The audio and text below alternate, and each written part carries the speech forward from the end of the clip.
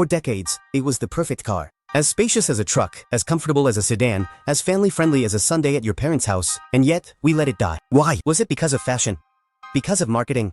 Or simply because we forgot what we really needed? This isn't just the story of a vehicle, it's the story of how society changed, and with it, our priorities. Today I'm going to tell you how we killed the perfect station wagon without even noticing.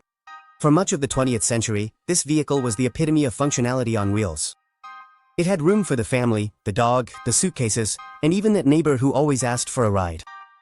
And despite all that, today only a few survive, hidden away in dusty garages or on the streets of Europe, where they still haven't been replaced by something more modern. So, what happened? How did something so useful end up being ignored by millions? To understand it, we first have to look around it, at the birth of legendary cars like the Beetle, that Volkswagen which became a symbol of global accessibility, or the Mini Cooper, small but irreverent, born for the narrow cities of the old continent. Each of these cars emerged to solve a specific problem. The Beetle for mass motorization, the Mini for urban spaces, the SUV for tough terrain. The station wagon wasn't designed to be sexy or intimidating, it was created to serve. And maybe that was its sin, not having as aggressive a marketing angle as SUVs or the air of innovation of minivans, but being practical in a world ruled by image is like being invisible. Imagine a time when the family was the center of everything, when road trips were a symbol of togetherness, and having a vehicle that could fit 6, 7, or 8 people was as important as having a refrigerator at home. That was where the wagon reigned. It was the uncrowned queen of the suburbs, the silent companion of every move, picnic, and family vacation. The idea was simple, almost obvious, to build a vehicle that could take passengers and their luggage from the train station to their hotel, their home, or their vacation spot. That's where its name comes from. It was a logistical link, a problem solver, and its design reflected that: a strong chassis, an expanded cabin, and a rear section that was open or adaptable to carry whatever was needed. As the years went by, the industry realized the potential of this configuration. In 1929, Ford was the first major brand to launch its own wagon produced directly from the factory. But its arrival on the market coincided with a devastating event, the Great Depression. The economy collapsed, unemployment skyrocketed, and buying a new car became a luxury that few could afford. For several years, wagons were put on hold, but they didn't disappear. The 1930s witnessed a slow but steady economic recovery. With it, confidence in the automobile as part of everyday life also returned. The major brands, now stronger, began to explore new formats and designs, and in that process, the wagon was transformed. Ford, Chevrolet, Dodge. All of them began to launch their own versions of wagons, but this time not as handcrafted adaptations, but as mass-produced products. It was no longer just about transporting people from a station to a hotel, now it was about traveling. And here comes a key player that almost no one remembers, the Chevrolet Suburban Carryall, launched in 1935. This vehicle is, without exaggeration, the grandfather of both SUVs and modern wagons. It had an enclosed design with a metal roof, space for 8 people, and a clear mission: to transport entire families, work teams, or school groups safely and comfortably. It was the first sign that the wagon body style was not just useful, but adaptable to everything. Wagons stopped being just simple tools and started flirting with the idea of comfort. By 1948, brands like Buick and Chrysler were already launching wagons that looked like they came straight out of a movie: shiny, robust, elegant. They were the prelude to something bigger, because if the 40s set the stage, the 50s were going to conquer it. Picture this: freshly paved streets, neighborhoods full of houses with gardens and white picket fences, kids on tricycles, and a long, shiny car parked out front. That car was a wagon and, more than just a means of transportation, it was a symbol, an emblem of the new American dream. Not having a wagon was like not having a TV or a fridge, you simply weren't part of the new middle class. The manufacturers knew it and took full advantage. Ford, for example, launched models like the Country Squire, which combined the luxury of a high-end sedan with the functionality of a truck.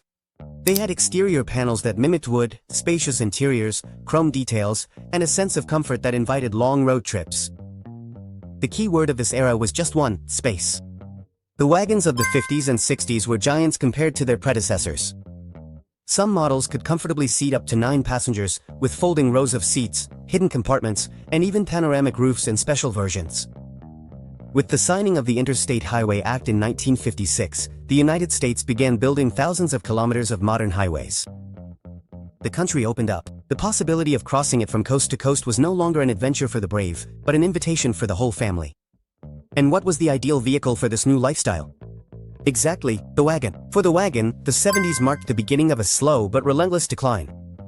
A decade that confronted it with a completely different reality: more expensive, less safe, more demanding, and above all, less sentimental. It all began with an unexpected blow that changed the automotive industry forever, the oil crisis of 1973. Until then, no one questioned the size or fuel consumption of wagons. They were huge, yes, but also comfortable, powerful, and reliable. Gasoline was cheap and energy efficiency wasn't a priority, until it suddenly was.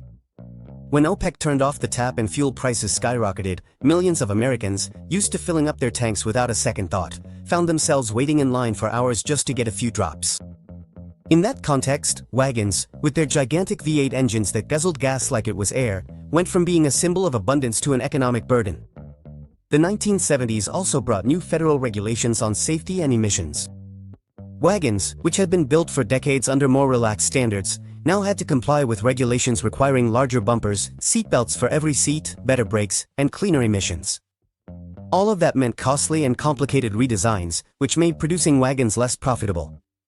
At the same time, the world was changing. Europe and Japan were starting to look west with clear intentions, to conquer the market with smaller, more efficient, and cheaper vehicles. Hatchbacks, compact sedans, and smaller wagons, like the Toyota Corona wagon or the Datsun Bluebird, began to attract younger consumers who were looking for something functional, but also affordable and modern. Amidst all of that, the traditional wagon started to look old. It was 1984 when Chrysler did something no one had done before. They took the virtues of the wagon and put them into a taller, more spacious box, with sliding doors and a completely functional design. That's how the Dodge Caravan and the Plymouth Voyager were born. From the very first ad, the message was clear: this isn't a car to show off, it's a car to live in. And that resonated. Priorities had changed. It was no longer just about looking good, but about hauling bikes, taking 5 kids to school, or doing the monthly grocery run without leaving anything behind. The minivan offered all that and more. It was taller than a wagon, which made it easier for passengers to get in and out.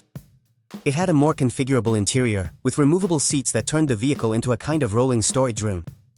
And most importantly, its engine and structure were optimized to offer better fuel efficiency in an era of growing energy awareness.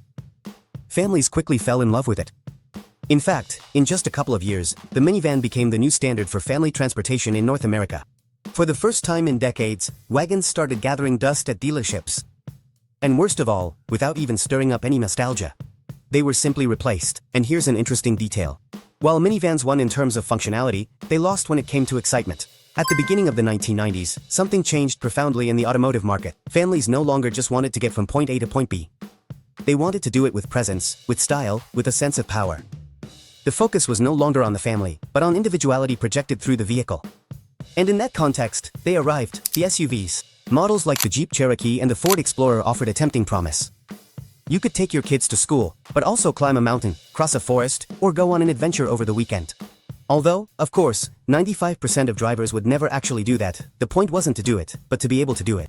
The SUV had height, volume, presence. From the driver's seat, you looked down at the world, and that felt good. It was the family car, but also the bosses, the adventurers, the one who isn't satisfied with the usual. In other words, it was what the wagon never knew how to pretend to be. By 1994, the Ford Explorer was selling more than 400,000 units a year in the United States.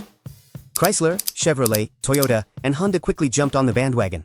The wagon, pushed aside, barely survived in dusty catalogs or limited editions that nobody asked for. But, as in every good story, there was a corner of the world where the wagon refused to be defeated: Europe. In the old continent, narrow streets, fuel prices, and a more rational culture kept wagons alive. Brands like Volvo, BMW, and Audi continued producing wagons that were elegant, powerful, and even sporty. The Audi Avant, the Volvo V70, and the Mercedes Estate class proved that you could still love functionality without giving up on design or driving experience. Today, wagons survive as a rare and valuable species. Brands like Audi, Volvo, Porsche, and even Mercedes-Benz have kept the flame alive, creating models that not only reclaim the wagon format but take it to unimaginable levels. The Audi RS6 Avant, for example, the Porsche Taycan Cross Turismo, and models like the Volvo V90 or the Subaru Outback continue to prove that the format still makes sense for those who value a lower, more stable drive, but just as practical. The most interesting point about all this is that the modern SUV is, essentially, a wagon in high heels. If you ever traveled in a wagon, tell us your story in the comments, because remembering is also a way of coming home. So, did we really kill the wagon? Or did we just dress it up differently so we wouldn't have to admit that we still need it? Perhaps the most honest thing to say is that we truly never knew what we had until we ultimately lost it, that the station wagon was a victim of its own inherent modesty, that it didn't know how or simply didn't want to shout louder, and that we, the discerning consumers, were easily seduced by the superficial shine of marketing and the fleeting whims of fashion. But for those who still remember it fondly, for those who had won and miss it, for those who look for something more than just image in a vehicle today, the wagon is still there, hidden, transformed, alive, because good inventions never die. They just wait for us to be ready to appreciate them again.